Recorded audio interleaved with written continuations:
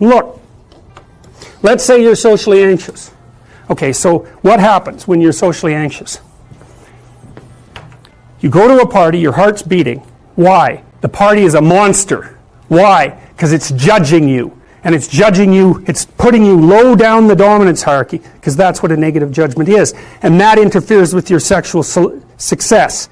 And that means that you're being harshly evaluated by nature itself.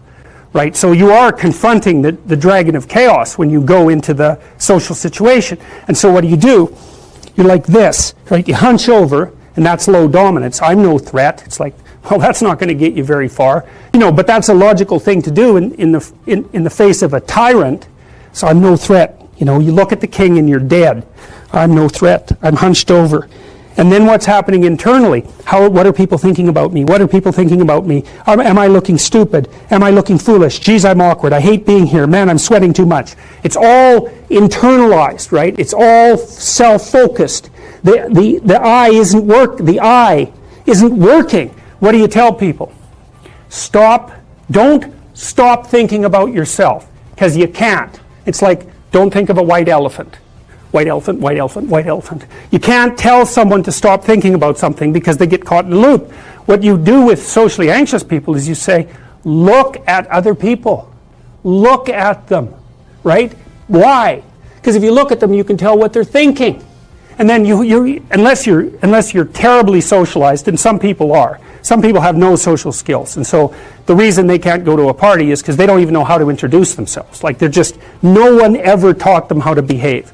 And so they're really good candidates for behavior therapy, because you walk them through the process of how you actually manifest the procedures that are associated with social acceptability. But most people aren't like that. They have the ability. So if they're really introverted and high in neuroticism, they can usually talk quite well to someone one-on-one. Why? Because they look at them. Well, if I look at you, it's another thing to do if you're ever speaking to a group of people. Never speak to the group of people. That doesn't exist. You talk to individuals, and then they reflect for you the entire group, because they're all entrained. So you look at one person, they broadcast to you what everyone's thinking, and you know how to talk to one person. So it's easy.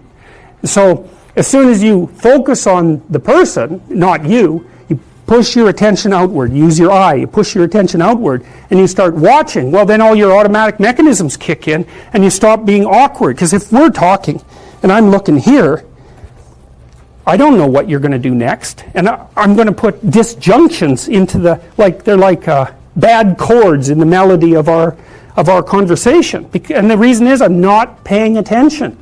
So that's why the eye is the thing at the top of the pyramid. It's like the thing that enables you to win the set of all possible dominance hierarchies is the eye. Pay attention. Pay attention. That's the critical issue. That's why the Egyptians worshipped Horus. That's why Horus was the thing that rescued Osiris from the depths. It's the capacity to pay attention. What do you pay attention to most? What your right hemisphere signals as anomalous. It attracts your attention. It's like, this isn't going quite right. I'm not looking at that. Wrong. That's what you look at. That's what you look at. What's not going right. Because that's the terrible monster that might eat you, but it's also the place you get all the information. So that's why it's useful to have discussions with your enemies, because they will tell you things you do not know. And that's such a great thing, because if you don't know them, well, you're not very smart, are you? There may be a time when you go somewhere that's the thing you need to know. And maybe your enemy will tell you why you're such a fool, and a bunch of other things that aren't true too. But even one thing that's accurate, it's like, yeah, thanks very much, man, maybe I'll do some work on that, and I won't have to carry that forward. So, and then that's part of the reason, again, why the terrible predator, it's always the terrible predator that has the gold. It's like, it's the person who delivers the message you do not want to hear. So it's rough, but it doesn't matter. Life is rough. To move forward, I've dealt with lots of people who have anxiety disorders, And one thing about people who have anxiety disorders is they are not mysterious to me.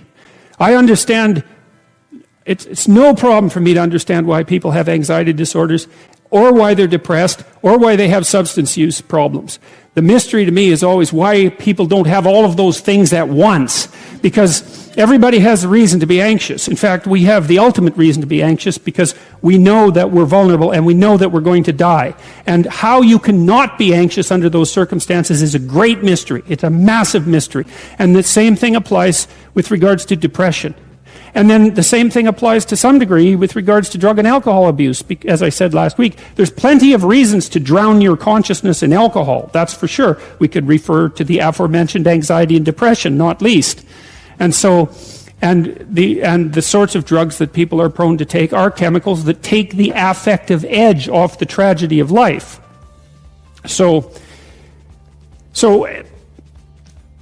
back to the issue of fear. I mean, Abraham is self-conscious, that's what this commentary says, but the thing is he moves forward despite that. He's self-conscious and he knows the danger, but he moves forward despite that. And that's actually the appropriate response in the face of actual non-naive understanding of what constitutes life. Like if you're naive and you move forward, it's like, well, what the hell do you know? You know, there's no courage in naivety because you don't know what there is to stop you. You don't know what dangers you might apprehend. But to be aware of what it is that your problem is, so to be alert existentially, let's say, or to be fully self-conscious means that you're perfectly aware of your limitations and how you might be hurt, and then to make the decision to move forward into the unknown and the land of the stranger. Anyways, I would say that's one of the secrets to a good life. And I can say that really without fear of contradiction, I would say, because the clinical literature on this is very, very, very clear. What you do with people who are afraid, and to some degree depressed, but certainly anxious, is you lay out what they're anxious about, first of all, in detail. What is it that you're afraid of? What might happen?